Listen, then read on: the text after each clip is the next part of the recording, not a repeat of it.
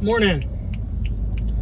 So I was thinking a little bit about the concept of community policing, kind of what that means, and functionally, like what is it we're doing when I'm out working, if we're doing community policing, and it's something actually like when I'm training people on field training. There's a portion in the manual and we talk about community policing, what it is, and kind of what we're supposed to do.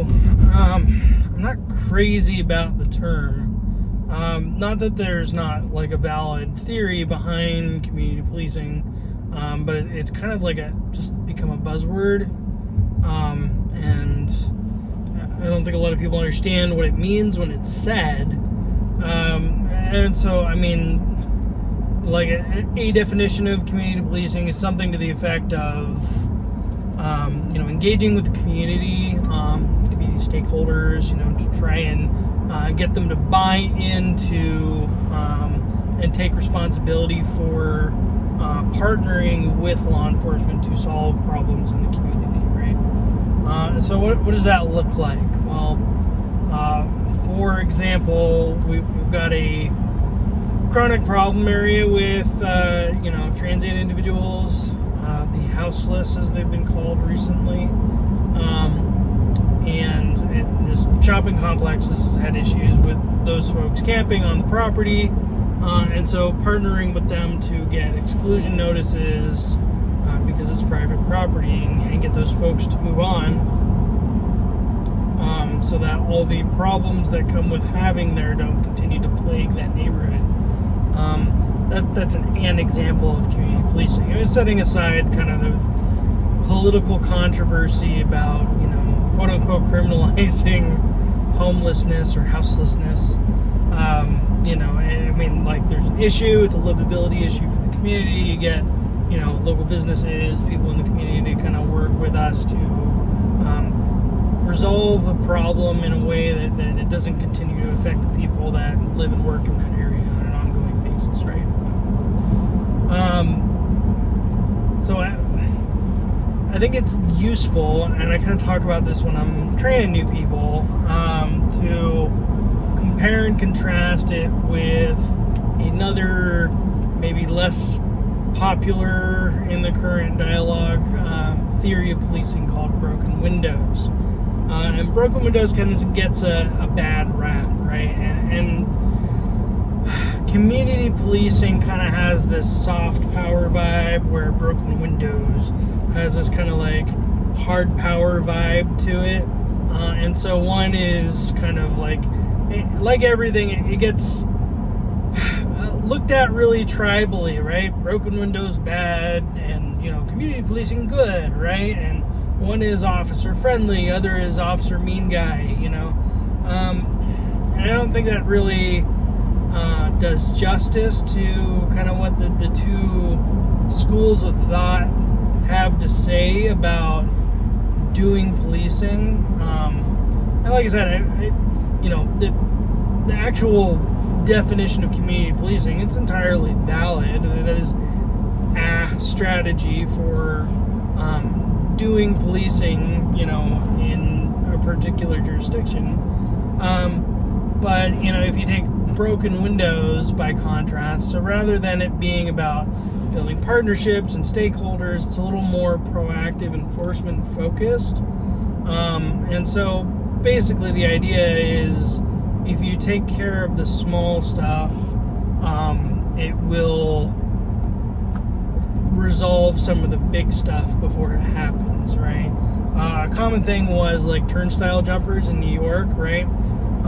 So if you're interacting with and intervening with the folks that are doing kind of those petty crimes or violations, you're going to deflect them off whatever trajectory they're on by having that contact and that interaction, and maybe prevent something worse from happening, right?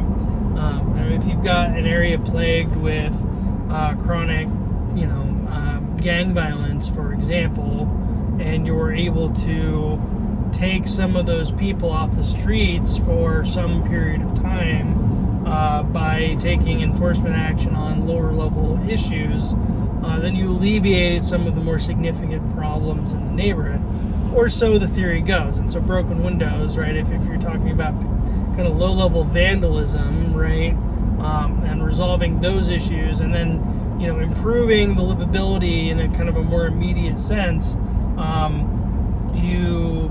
in theory kind of make a more lasting impact about the culture, or the sort of, I don't know how else to put it, the vibe in that neighborhood, right? And it becomes less socially acceptable for lawlessness to occur, right?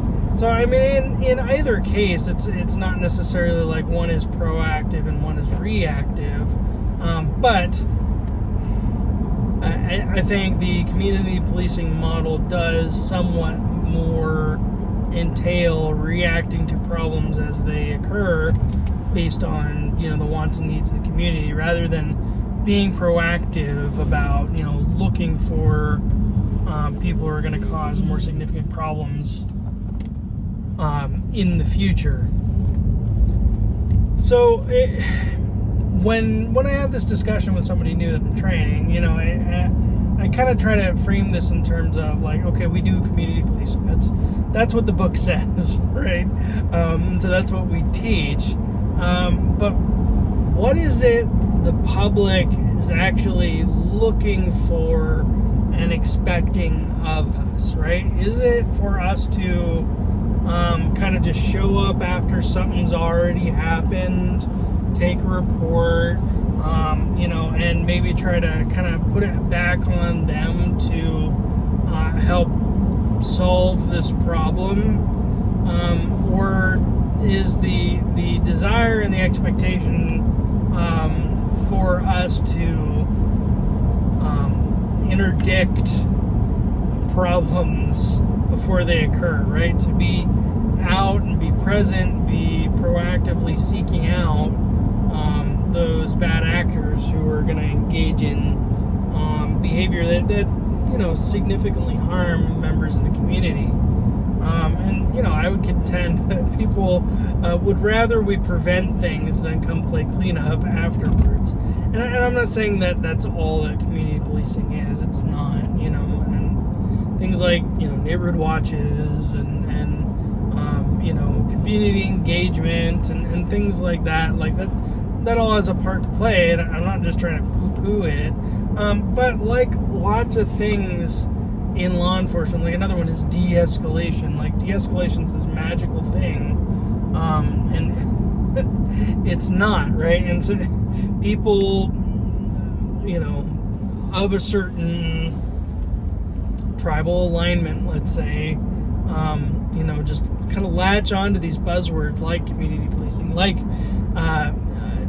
de-escalation, say, well, you need to do that because that is, they have decided not what we're doing, and so doing not what we're doing, it must somehow be better.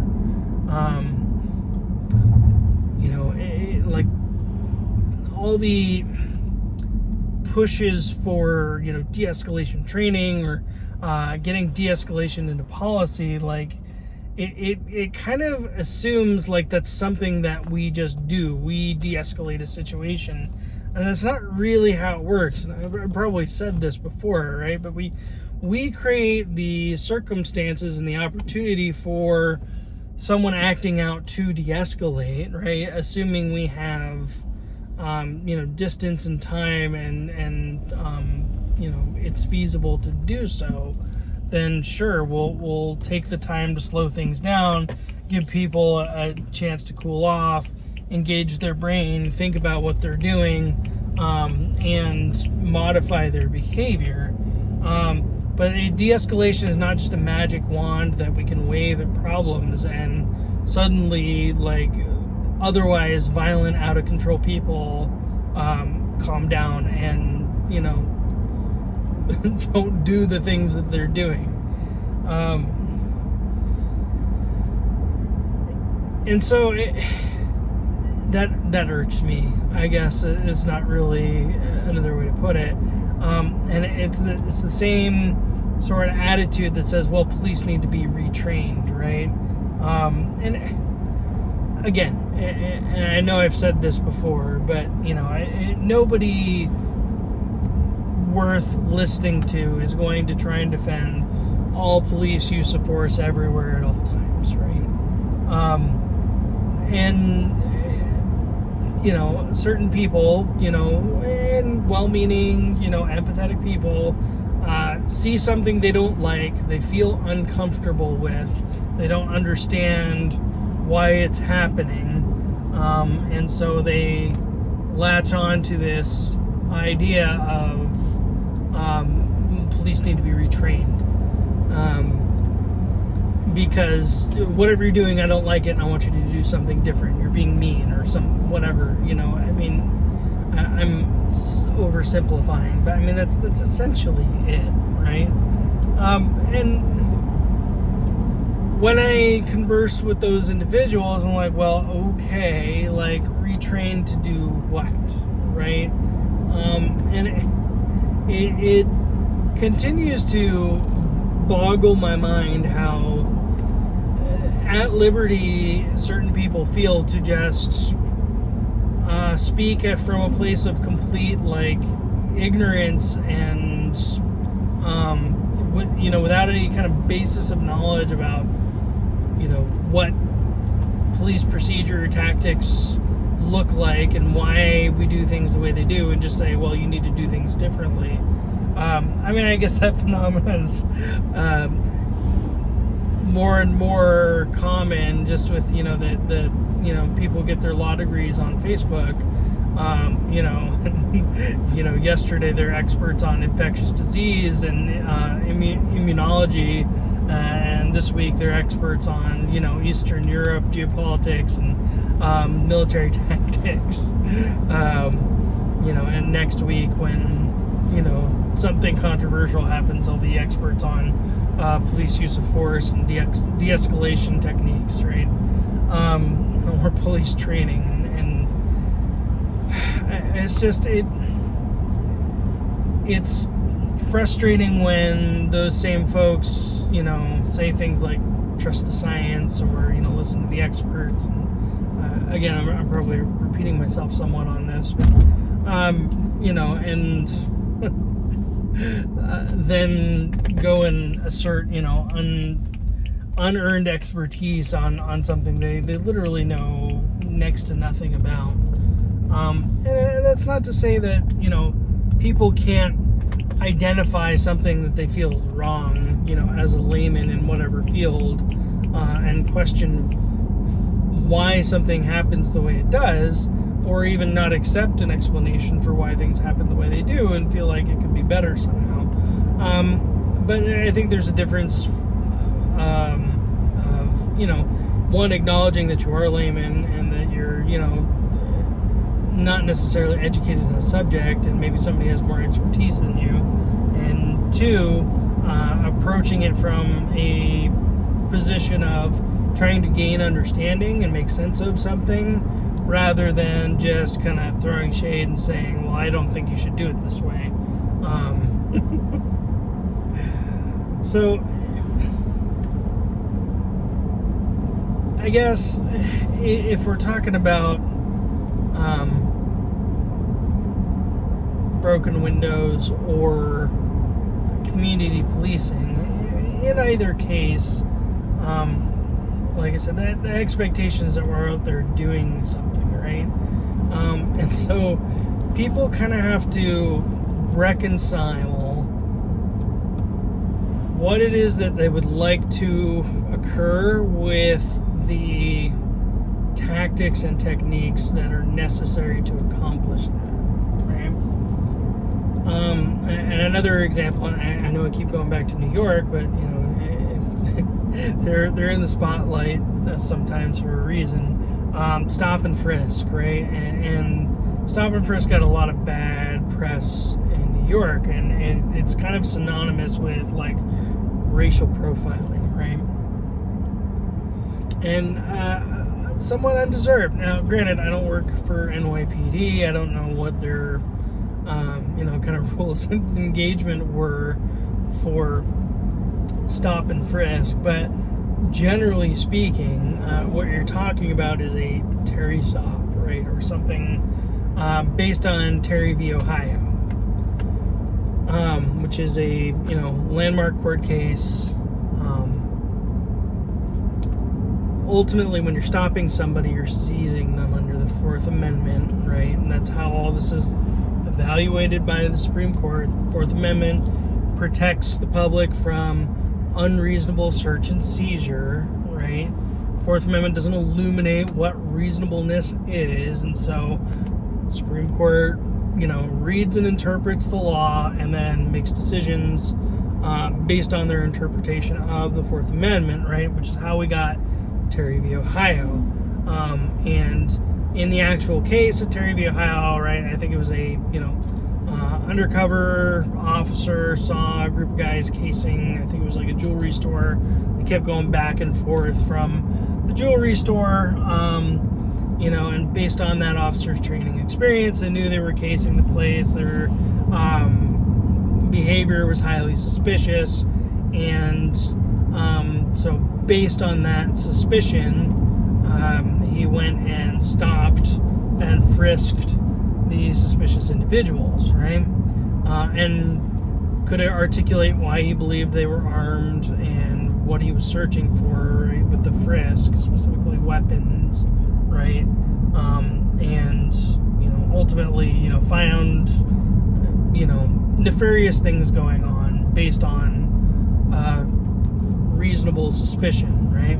So if the Fourth Amendment requires that search and seizure be reasonable, because we're protected from unreasonable search and seizure, then if you're going to stop somebody on reasonable suspicion, that's basically a provision that was carved out by the Supreme Court, right? They created this concept of reasonable suspicion, right? And it's part of the function, whether you're doing broken window style policing or community policing. And I don't know if either of those schools of thought were in effect back when Terry v. Ohio occurred or was decided. But ultimately, that's what was occurring, right? This officer was out in the community trying to, mitigate bad behavior, saw something suspicious, and took action, right?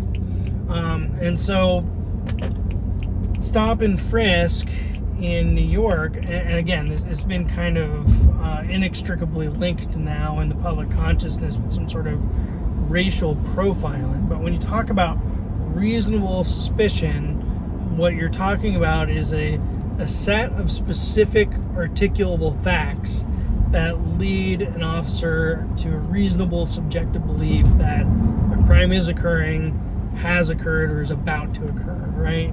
And so it's not based upon gut feelings and innuendo. It's not based upon racial animus. What it is based upon is specific articulable facts, right?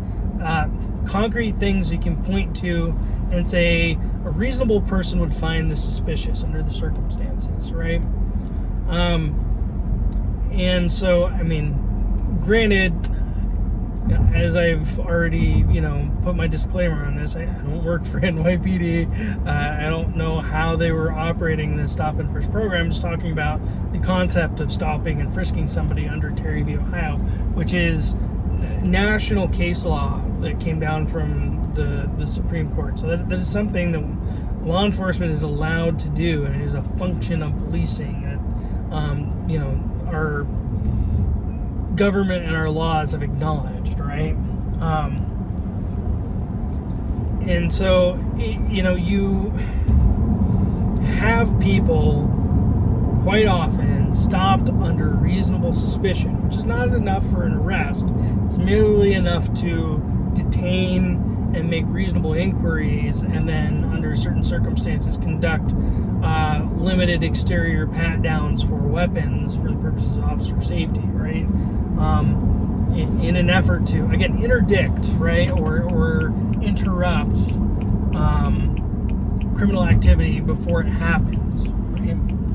And people are, again, uncomfortable for whatever reason with the term stop and frisk, right? And so, you can't deflect people off of whatever course they're on. You can't prevent the burglary of the jewelry store in the case of Terry, Ohio. If you eliminate the ability of law enforcement to use reasonable suspicion, for example, to detain and question people engaging in objectively suspicious behavior, right? And when you break it down in those terms, I don't think people necessarily have heartburn with it. But again, the issue gets framed as and linked with some sort of like racial profiling, right? And how did that occur? Well, I mean, and again, I haven't looked at specifically the statistics, but based on what I understand, certain minority groups disproportionately were the subjects of being stopped and being frisked, right? And that is probably true, right? There was probably a disproportionate impact on, you know, a certain segment of the community in New York under the Stop-And-Frisk program. But you have to ask the question, why, right? Why did that happen? Is it because of racial animus in the NYPD? In some cases, maybe. Failing some sort of specific thing you can point to say that this was, you know, done with intentional bias. I don't think you can assume that is the cause, right? I've talked about these sorts of things before, but again, it's worth revisiting since we're talking about it, right? What are the demographics of New York City? In the high crime areas, what are the demographics of those areas? What are the demographics of the people engaging in particular crimes? Which is not to suggest that people who are disproportionately represented by in the category of certain crimes by race. It's not to say that there's something innate or unique or genetic related to that behavior, right? I'm not suggesting that people do those things based on their immutable characteristics. Nonetheless, there is a disparity in the rate of behavior.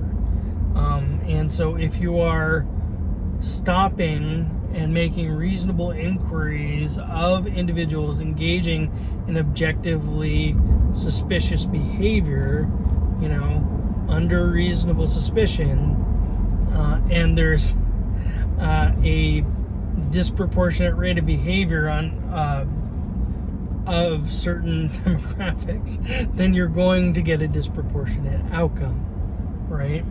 And for example, in certain cities there are, you know, gangs like the Bloods and the Crips. Portland, I think they have one called the Hoovers. And, you know, I think down in LA or South California area, they've got a gang called the Triads. And each of these gangs, if you want to Google them, you know, might have a kind of particular racial component to them. That is to say, the people who are members of these gangs are generally of the same, you know, ethnicity, right? And they wear gang identifying colors and tend to stay within certain geographic areas because they claim particular territory, right? And so if you're talking about objectively reasonable suspicion based on specific articulable facts, if you have, for example, someone wearing the gang identifying colors of a particular gang, right? They're in that geographic area. Members of that gang are known to engage in certain criminal activities like, you know, drugs and prostitution and you know, violent assaults and, you know, weapons assaults, and therefore tend to be armed, right? And they're in a particular place, you know, doing something like maybe casing a business in the area, right? And so you have all these specific articulable facts that lead to the reasonable subjective belief that, a crime is occurring, has occurred, or is about to occur, right? And you go and detain and question and pat down that person, and there is a racial component based on the criteria that I just mentioned. Is that racial profiling? I would say no. I think that's behavioral profiling, right? And that is engaging in the very human activity of pattern recognition, right? And again, people are uncomfortable with this, and I understand why. And people deserve to be treated equally and not be mistreated based on their immutable characteristics. But our society needs to reconcile the tools and methods that are necessary to tamp down things like the skyrocketing murder rate in many of our major cities, and reconcile that with kind of their expectations about how they, on a visceral level, want the police to behave and be friendly and engage with the community and do all these things. Anyway, inspiring and uplifting as always. It's been fun. See you on the next one.